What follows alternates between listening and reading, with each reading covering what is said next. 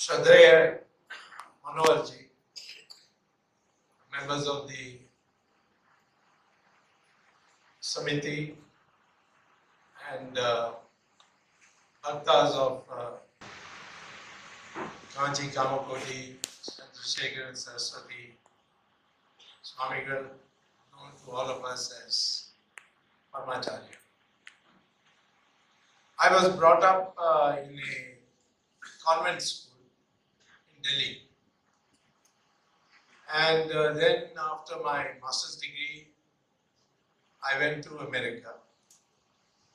And there I got my PhD. I became a professor at a very well-known university called Harvard. And I was there for 10 years. And I was literally brought up in the European tradition of convent schools, and then of course America was also Western culture. And I knew very little about, except what my mother taught me about Hinduism. I knew very little about our saints, our history and so on. One day, one of my Indian students at Harvard invited me for having tea in the students' dormitory. So I went to his room first. There I saw a picture of Paramacharya. This student actually was not an ordinary student, he was an IAS officer. And he's being an IAS officer, the government of India to send them to Harvard and some of these American universities for updating their knowledge. And he had been sent to update his knowledge on economics, so which is what I was a professor of, so he was taking my courses. So I asked him, who is this? So he gave me the name and said he is a great saint. That's all that conversation took place. But that photograph stuck in my mind. I don't know why at that stage. Now I know. During the emergency, I had decided to rattle Mrs. Gandhi. So I was abroad at that time, I had escaped abroad. Mrs. Gandhi filed 18 cases on me. She even got an Interpol notice issued against me and an arrest warrant, declared me proclaimed offender, even put a reward on my head which was at that time the highest in the history of India. So I decided I must teach her a lesson. So what shall I do? Because everything had become silent in India. I'm now talking about 1976. So I decided that somehow I'll enter India, then enter Parliament, and after signing the register, I'll make a short speech which will go on the record, and then escape. Now, all my colleagues thought it was a crazy idea. How can you do that? I don't know, it came to my mind, I must do it. So I set about, it's a long story how I did it, but I came back to India. And I managed to come out of the airport undetected. And then I entered Parliament on the day, just 2-3 days later, Parliament was opening, I went. Of course, they recognized me, the people at the gate, the policemen, the watch and ward staff, but they could not stop me. So I went into the house and I timed it in such a way that time that was Rajya Sabha at that stage. Later on it came to Lok Sabha. Rajya Sabha, the Vice President of India, B.D. Chatty, was reading the obituary list. And I arrived just as he was reading the last name. And I made a point of order that you are reading the obituary list. But during the intercession period, democracy has also died. You should include that also in the obituary list. Now, everybody was shocked to see me. How did these come? And meantime, the vice president said everybody will stand for 2 minutes silence. So I stood up. I took that opportunity when everybody stood up to leave Parliament and then raced to the railway station and then finally ended up in Nepal and got a flight back to America. And that was the end of Mrs. Gandhi's credibility. All international newspapers had this story, how she says that she's in control of the country, but here's a man who's got an arrest warrant in his name, and he's coming in and going out. And then Mrs. Gandhi later on told me when she returned back to power that that was the day she decided to have elections, which she lost. I'm telling you this story, which is connected with Paramacharya in 2 ways. When I boarded the flight in America and the flight landed in New Delhi, and I was sure, everybody said you will be arrested without doubt. When I landed, when the flight was about to land, that same picture I saw on the students' thing of Paramacharya came before me. I thought I was asleep, so I washed my face, with the tissue paper. But that stuck in my mind that if I ever see him anywhere, I'll go and say namaste to him. But Paramacharya had obviously given blessings that this will happen. So that's how I succeeded in the emergency in doing this. Some months later, after Mrs. Gandhi lost the elections, the state assembly elections for Tamil Nadu was declared. So I was a star campaigner for the Janata Party. So I was touring. So I came by Kanchipuram. And outside Kanchipuram in a village area, there were lots of cars standing, very posh cars standing on the road. So I asked our Janata Party workers, why so many cars here in this village area? So they said, the Shankaracharya is sitting in his hut there and people are going there to get his blessing. So I said, you mean Chandrasekhar Saraswati? They said, yes. So I said, stop the car, I want to go and say my namaste. So I went to his hut and he was sitting there giving darshan. And there was a big crowd, and I moved in the front. And then the Paramacharya saw me. And he looked at me, and then got up, turned his back, went inside the hut, and shut the door. So I told him, it looks like the man is angry with me, so let's go. So I left and went to the car. Now, that I had to walk about 25 feet. As I reached the car, the Shastrigal, that is the Pujaris, they came running. Paramacharya is calling you. He wants you to come back. So I went back, and he was sitting, and then he asked me in Tamil. He said, "No, uttaravu kudukala nee eppadi kalambita?" That is, I didn't give you permission. How did you go away? So I said, I didn't know that I needed your permission. So he said, you came to see me, and then after, without taking my permission, you leave. No, you can't do that. But now I'm giving you permission to leave. But before that, I will tell you. Why did you go? So I said, you went away inside. I thought you don't like me. So that's why I went away.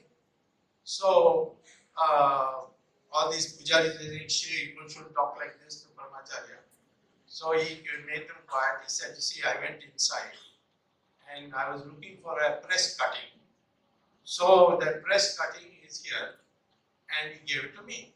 It was from the Indian Express, and there was a photograph and a letter to the editor asking, is Subramanian Swamy a Tamil? And the answer was, yes, he's from Madurai, he's a Tamil. So he asked me, is this you? So I said, yes. He said, now you can go. So I forgot about it. But again, after about 2-3 months, I came to give a speech in Trichy. And on the way back, in Bangalore, and then we went to Chennai, and that route passes Kanchipuram. So I said, let me go and see. But they still there. When I went, there was again a crowd, the same place, and he asked all the crowd to go. He said, no, there are many cinema stars and all. He said, no, not. And then I was alone with him. So then he began asking me, how is the Janata Party doing?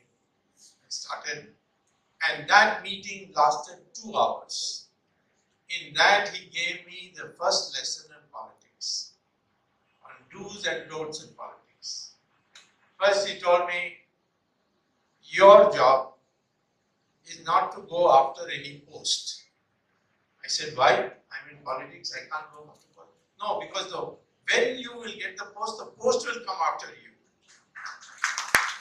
And that's what I've been to Parliament 6 times, I've been a minister twice. I never knew it will be coming. Suddenly it came. So he said, you don't need a post. But when you need a post, the post will come to you. You don't go to the post. I was taken aback by that. I said, all right, if you say that. And since then, I have never asked for a post. Even parliament membership, I have not asked. But suddenly it turns up, and I get what I never expected. So I was a bit surprised, but anyway, he was God. By then, I was convinced that he was God, because how would he know all these things? Then he told me, your policy should be to befriend Israel and China. So I said, Israel and China? Those days, Israel was a very unpopular country now, a popular nation in our country. People thought, especially because the Congress party thought that we Muslims will be annoyed. Then he said, no, Israel and China. I said, China? They have taken away our land, how can we be friendly? No, you can't be friendly. You must be friendly. So I said, Israel, everybody will throw me out of the party. He said, no, nobody will throw out of the party. This is all, of course, conversation in Tamil. And I said, all right.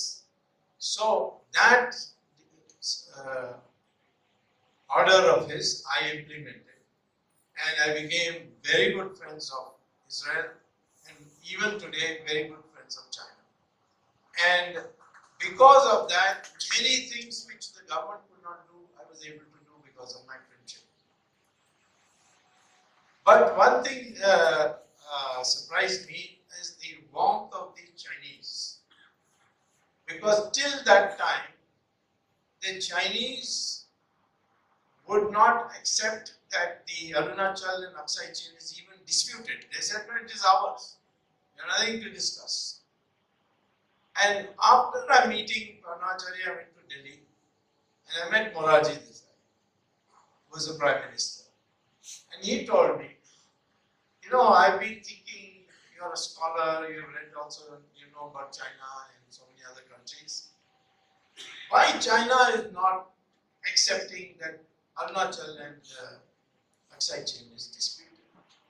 So I said, because you don't talk to them, why don't you talk to them?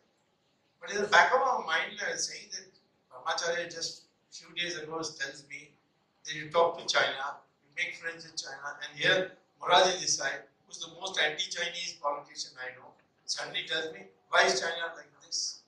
So I told Morarji Desai, why don't you talk to the Chinese? He said, no, I don't want to talk to them, you talk to them. So I said, how I can go? I was that time only a member of parliament. You give me a letter, I will go. He said, yes, I'll give you a letter. Tomorrow, the letter will reach your office. So with that letter, I went to the Chinese embassy, and they invited me. And I went to Beijing. All the top leaders received me. Nobody could believe this. I was the first time Lok Sabha MP, I was in my mid-30s, and people were surprised, and the worst affected people were the communists, because they were not invited, but I was invited by China to visit them. So I began by saying, talking that, we are a big country, you are a big country. Whatever has happened in 62 is another matter. But why can't you start improving relations by just saying that Aksai Chin is disputed and this Arunachal is disputed and we are willing to discuss this matter with India. You don't want to even discuss it, which means you want another military conflict. So the Chinese discussed amongst themselves, the leaders, and in the evening dinner which they hosted in my honor, they told me, you can tell your Prime Minister, we are ready to discuss the border issues and settle it by discussion, not by negotiations. So I came back, I informed Morarji Desai, he was very happy, then he asked Mr. Vajpayee to go, who was the foreign minister, and the talks began to improve.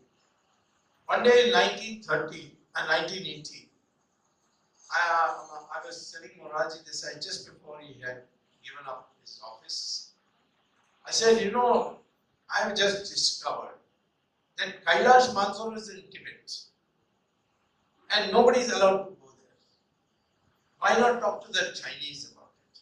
He said, Chinese, they are communists, they don't believe in religion, so they'll never agree. I said, what's wrong with even talking about it? So he said, no, you won't waste your time if you want, but I don't think it is worth your time. They will never agree. So I went to Paramacharya. I went to Kanchipuram. And I said, you asked me to befriend China. I've opened relations between them. But now I want them to reopen Kailash Mansarovar. So, but Morarji Desai and others tell me it is impossible for their communists. He said, why don't you just take a plane and go to Beijing and ask them, open Kailash Mansarovar, they'll open. I said, what, like that? He said, yes. So I went to Beijing and just to give a lecture at the Beijing University. Then I met the Chinese leaders and I told them, I want you to open Kailash Mansarovar. Now, they said, well, we don't know. The top leaders didn't know what Kailash and Mansarovar was. So they said, you give us 2 months and you come back again. By then, the Lok Sabha elections came, Mrs. Gandhi came back to power, and then, the Chinese re-invited me, I went back, and I told the Chinese that it's very important for us, people, it's a pilgrimage spot, you have closed it, must reopen it. They said, we have investigated the whole thing, and we have come to the conclusions that we will open Kailash Mansarovar.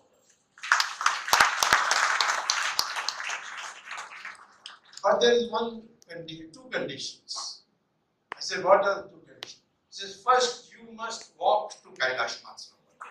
Because you have given us so much trouble, we have to find out, now we have to improve the roads and this and that. So you also have to suffer a little. So you promise that you will go first. So I said, certainly, but it's a lot of climbing, I'm not used to climbing so much. No, you have to go, so I agreed. Then he said, and the Chinese said, the second condition is only Hindus will be allowed, no Muslims and Christians. Now, if it was the Janata government, I could have got them to accept it, but Mrs. Gandhi's government. So I came back, I met Mrs. Gandhi and I said, Kailash Mansarovar, I can get it open. There are 2 conditions the Chinese have put. I don't know whether your government will agree. She said, what are those conditions? So one is that I must go first. She said, that's not a problem. You go in the first day. Then I said, there's another condition, which may not suit your ideology. She said, what? I said, they say only Hindus will be allowed. So she became quiet. Then she said, if I say yes to that condition, will you tell the press about it? I said, no, I have to tell the press. So she said, I agree to that. Even today,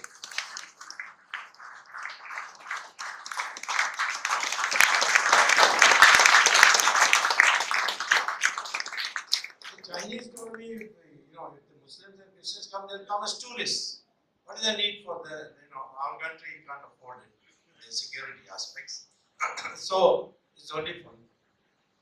So it was agreed, and then after 6 months, the Chinese informed me, and so did my Ministry of External Affairs, that you can now go to Kailash. We will, with you, send about 20 and 19 other people who will accompany you. And I think it was the first opening to Tibet. So I think those 19 people were mostly intelligence people and all who wanted to see the lay of the land. So I agreed to go. Then I found out it means climbing, and it was end of August of 1981. It meant climbing up to 22,000 feet, and then go over a narrow pass and down into Tibet, and then again go. And all this walking. I've never walked more than 1 or 2 kilometers for morning walk. I never thought I'd have to walk, and it was 140 kilometers of walking, and it was spread over for 10 days, which meant 10 days going, 10 days coming, 2-3 days, almost a month. So, and anyway, I said, given that as a condition, so I decided to go and see Paramacharya. I told them, you see, all our people are scaring me, that they're all big cliffs, you will fall off, most people go there to die, so, because they want to go to heaven, so if you go to Mansarov and die on the way, you will go to heaven. All this they are saying, but I want to come back. So he said, you go, nothing.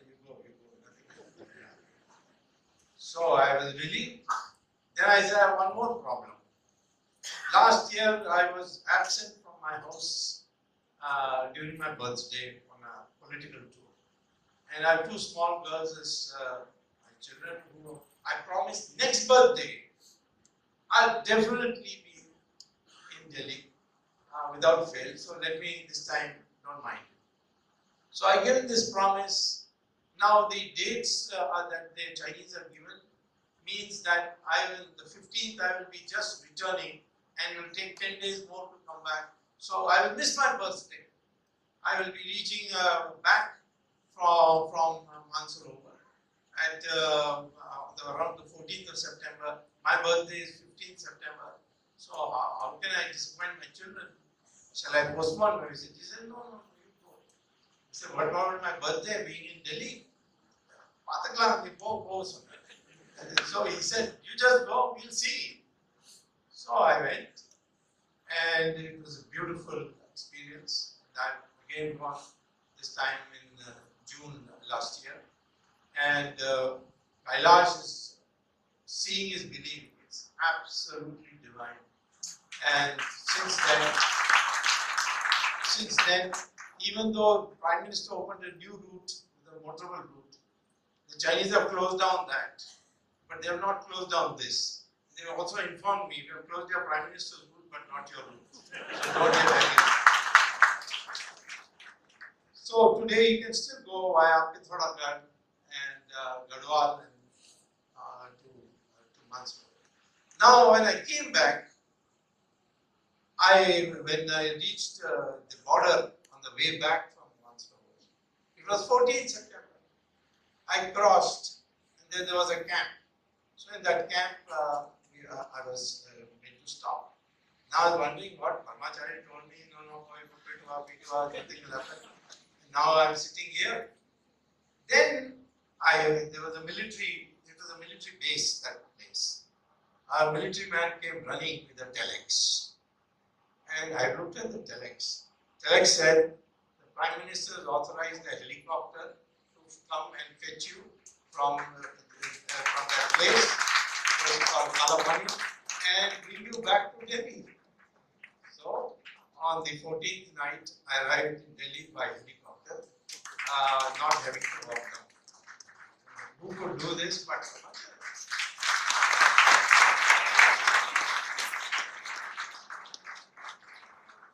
So from this 1977 till 1 month before his Samadhi, I used to meet him regularly. He used to explain to me political ideology.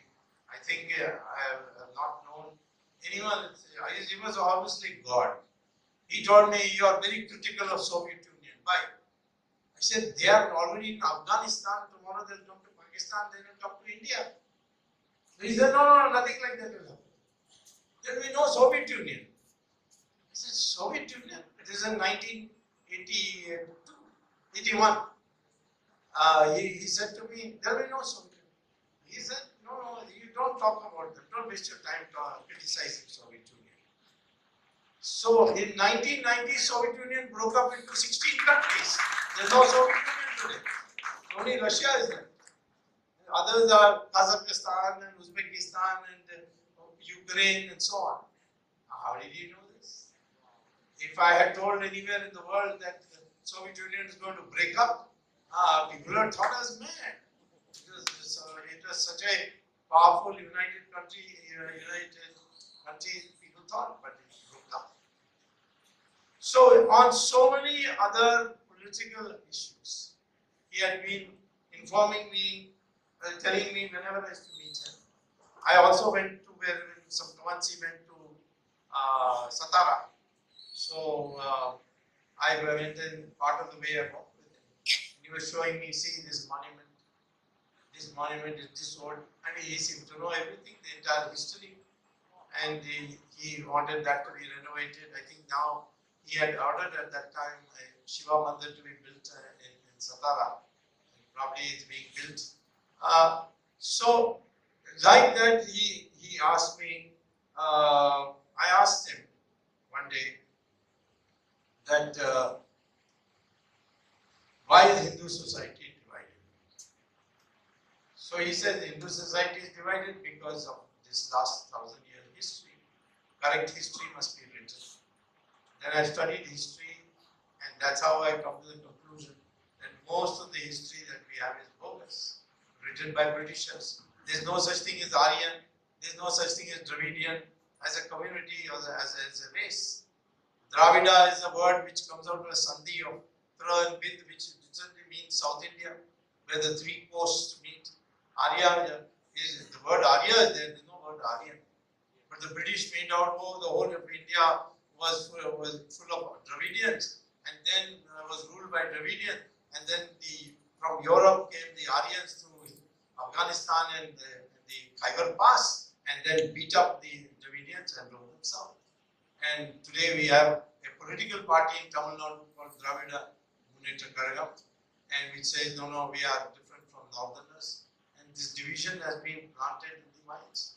So he told me that this is bogus history, and now I've been able to prove it's bogus history, because the DNA, modern DNA studies now show all Indians from Kanyakumari to Kashmir, from Jamnagar to Dibrugarh, they have the same DNA.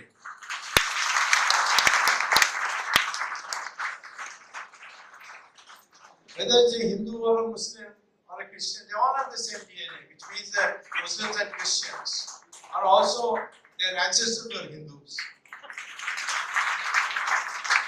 And if the Muslims and Christians accept this, then we'll all become one family. They say, no, we have come, Muslims say Gori and Ghazni is our ancestor. And that's not true. They should either show that DNA is the same as Gori and Ghazni, which they can't. So, and in the Ram temple matter, he one day told me, do you know Shahabuddin? I said, yes, he's a good friend of mine. You call him here. So I said, call him here to the mutt. He said, yes, I want to talk to him. So I brought him, and he told, when Shahabuddin saw Paramacharya, you'll be surprised, the most militant Muslim leader, he started weeping and started saying, Paramacharya, please save this country, let us all be united. I asked Shahabuddin afterwards, you breathe fire in press conferences, but before Paramacharya, you are weeping. What is the problem? How did this happen? He said, no, you see, I saw divinity in his face and I couldn't stop my tears. And these solution that we are now heading towards through the Supreme Court. The idea that Ram temple must be built where faith tells us he was born, and that a mosque can be built anywhere else, because mosque is only a place to read namaz. It is not a religious place in the sense of a temple.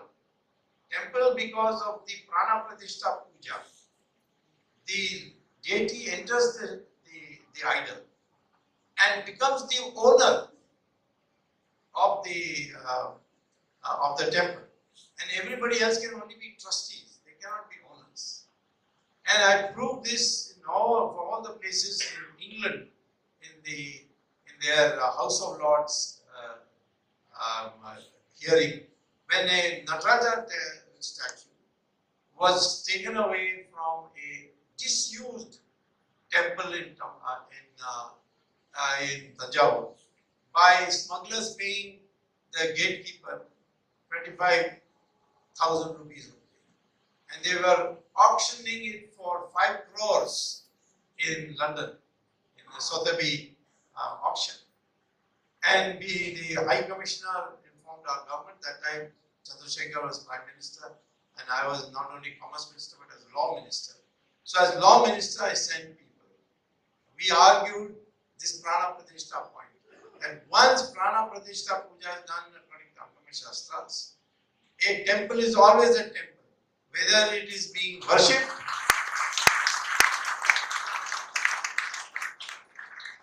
and whether it is in use or disuse and so on. And therefore, there was a Ram temple.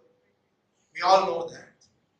And that Ram temple, Archaeological Survey of India had, on the direction of the Supreme Court, investigated and said where the Babri Masjid stood, below it, there is a base, a foundation of a very large temple, and its materials like pillars and so on were used to construct the Babri Masjid.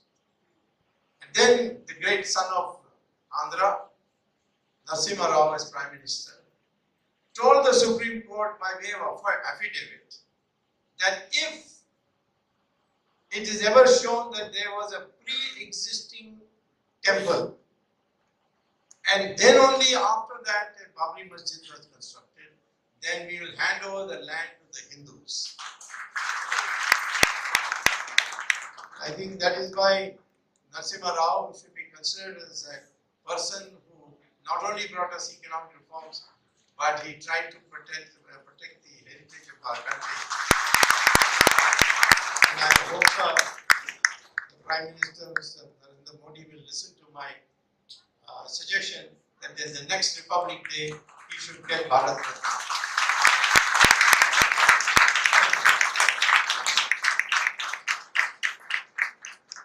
Now you see, how do we worship Paramacharya now? I would not say that yes, his body is gone, but he permeates the atmosphere. And even today, whenever I have a difficult problem, I get up at 4 a.m. in the morning and meditate on him, and I always find some solution. In this Ram temple matter, the dispute so far was on property.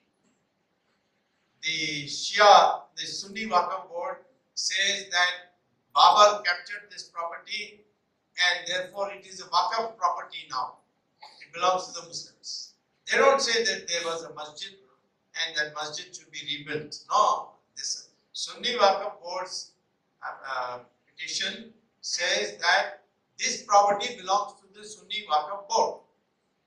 And the Hindu parties like the Akhadas and the Ram Janmabhoomi Nyas, they say we were trustees of a temple, Ram temple, our ancestors, and therefore it should be returned to us. So the matter was lying for 7 years without being heard. It took 16 years for Allahabad High Court to hear it. And then they gave a judgment, largely in favor of the Hindus, but it was not acceptable to the Muslim community, so they appealed to the Supreme Court. Now in the Supreme Court for 7 years, there was no hearing, and neither party wanted to accelerate it. So I meditated one day on Paramacharya. I said, how do I get in? Because I'm not a party, I didn't have a temple there. So I only can worship, that's all I can do. Then the thought entered my mind, why not I say to the Supreme Court, these people are fighting for only property.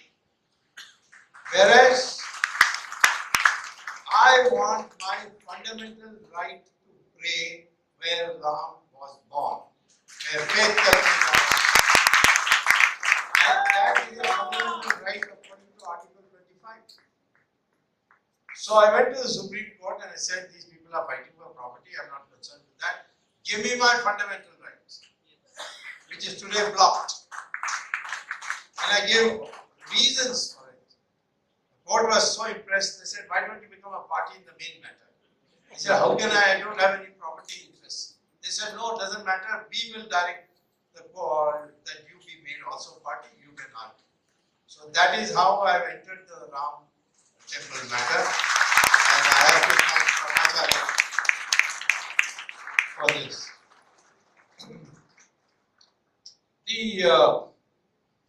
One more incident I will give you, and then I will try to conclude by giving some general issues that arise from the writings of Paramacharya.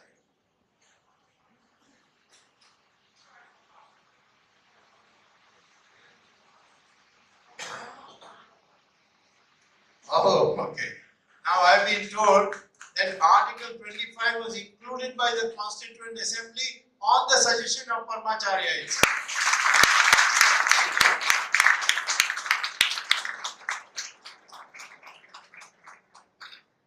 See, one day, yes, that's right, I mean, an additional vitamin. One day, see, fishermen from Tamil Nadu, Ramanathapuram, they came to me saying that we are not allowed to fish in an island called Kachadivu. Kachadivu was originally part of India, but Mrs. Gandhi decided to give it to the Sri Lankans on the condition that fishermen can go and rest on that island between India and Sri Lanka called Kachadivu, and they can dry their nets there and so on. And so therefore, that facility should be there. It was part of the agreement. But Sri Lanka was not honoring that. And anyway, any police fishermen came, they were arresting them. So they came to me. So I said, okay, I will go get hold of a boat, and you all follow me, and I like to see how Sri Lanka will arrest me. So then we land there to establish a point.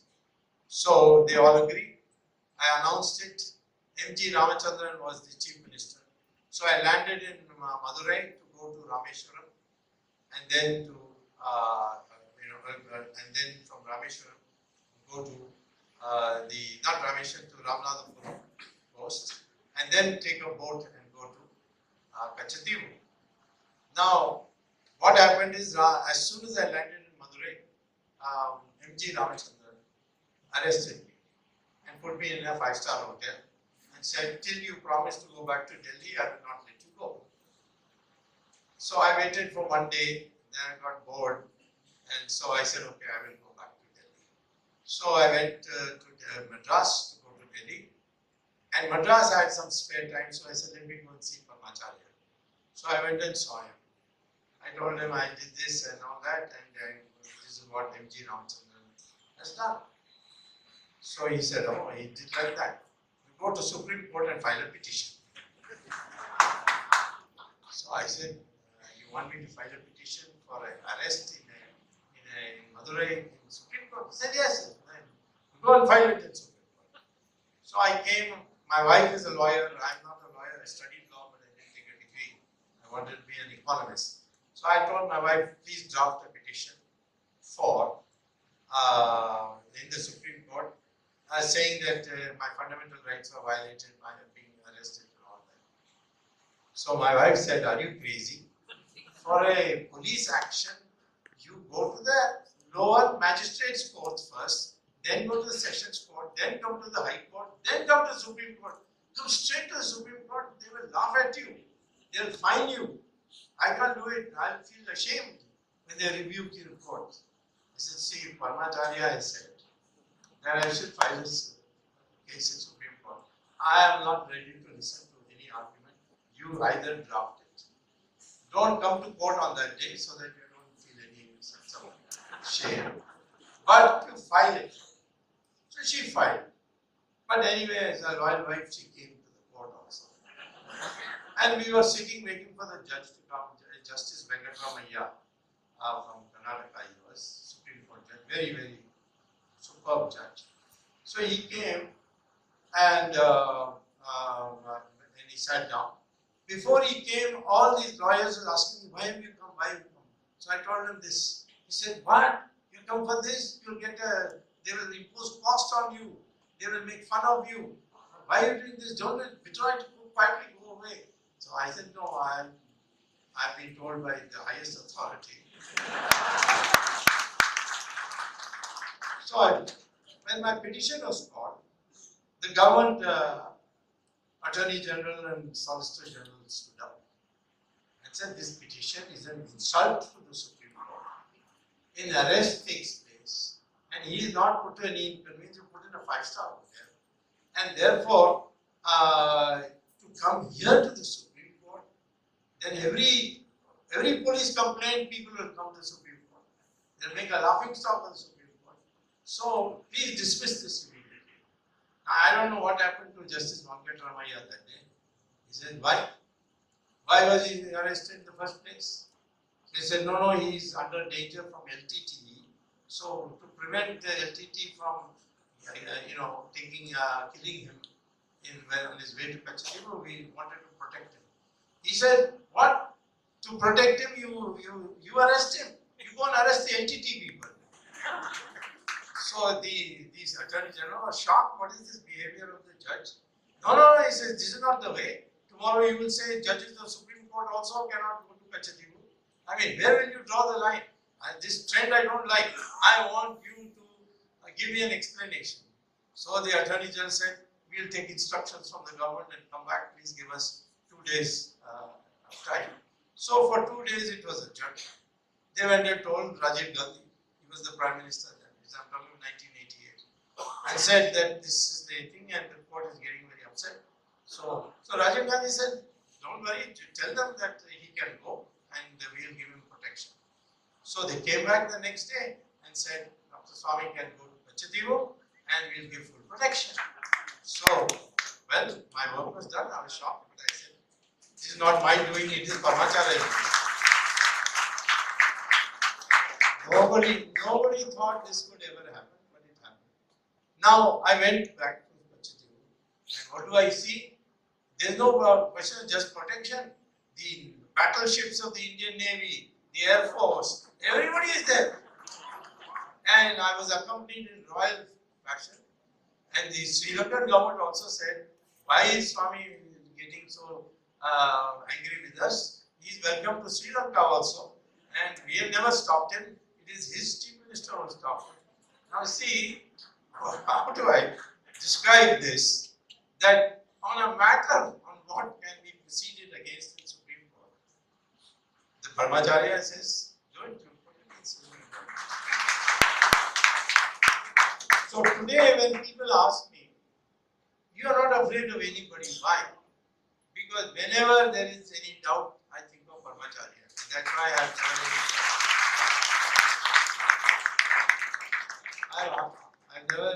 I've rarely lost a case. Whenever I have taken a difficult task, I've thought of Paramacharya, even now. And he is everywhere. His body may not be here, but he is everywhere. And therefore, it was a great privilege, as our chairman just now said, that it is in our lifetime we could see He was always had a smiling face. He was ready. He knew already what was in my mind. There were so many problems, small problems of politics, which he would answer. He never ever hesitated. And somehow, I think anyone who didn't come for himself, I didn't come to ask for my promotion or my transfer or something like that, which many people had come. I'd come for national problems. And today, because of my relations with China and my relations with Israel, all over the world there is great recognition and respect for her. How can a man who's anti-communist be friends with China? Even today, the Chinese have just invited me 2 days ago to come to in the winter to a place in northern China where they build palaces out of ice, which is a world wonder to see it, despite all our bad relations. And I think Paramacharya had something in mind when he said, you must befriend China. And being divine, you don't question. And it was a great sorrow when Jayendra Saraswati was arrested. There is this conspiracy against Hindu religion, which we must make up to. One thing he told me, always work for the unity of Hindus. Because 800 years Hindus have been fighting, first against the Muslims, then 200 years against the British who were really Christians. We haven't had time to further develop our religion. So what he used to call as Marumalarchi, which means Renaissance. And that, you see, is what we should work at. He said that this Varna system is only birth-based to the extent that you are Jnani and Tyagi. If you are not Jnani and Tyagi, you cannot be a brother. It doesn't matter in which family you are born in. If you become a Jnani and Tyagi, you cannot. So to unite the Hindu nation has become, he kept saying, when we became independent, he was interviewed in 1947, August. Paramacharya was interviewed by the All India Radio. And what did he say? He said, we have got freedom today, but we have still to get independence. And that is the truth. Our mental independence is still not come. We still worry about today. Just 2 days ago, there was some foreign scientist who said, Rama Setu is man-made. Everybody is celebrating. But I have fought a case in the Supreme Court, and in that I produced proofs by Indian geologists who said it is man-made because the top portion of the Ram Setu is made out of corals. That means fish bones, shells, all these things fuse into a rock. They look like a rock, but they are not a rock. And they are found only on the coast. They are not found in the middle of the ocean. So how did it come in the middle of the ocean? Because somebody has brought it there. And these corals float. If you read Valmiki Ramayana, he says that Hanuman was harassed when these stones started floating. Then he wrote Ram on it, and then they settled down. So whatever is there in Valmiki is there on the ground there. Now, of course, the Supreme Court has, I won the case, and the government is going to announce.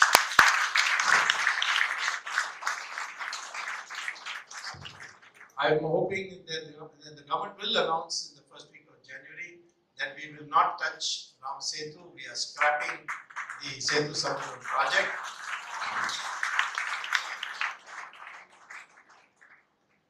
Only when I was arguing, one of the judges called Justice Ravindran, he asked me, one question you have to ask you.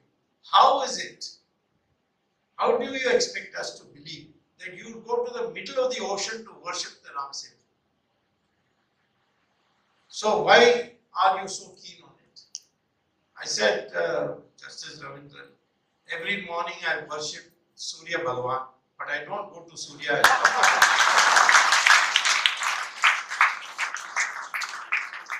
I never thought a judge by the name of Rabindran will ask me this question.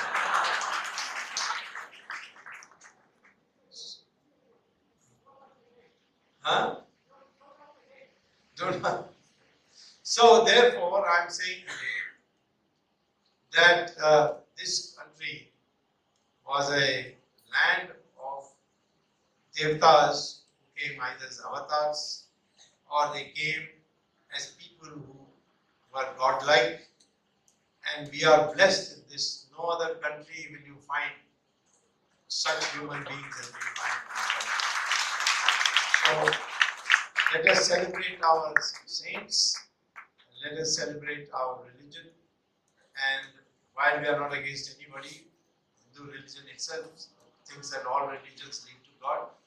But at the same time, these 1,000 years where we were suppressed, they have to be changed, they have to be modernized, they have to be restored, and for that, unity of Hindus is very important. And this is the message that I finally got in the final stages from Paramacharya. Thank you very much.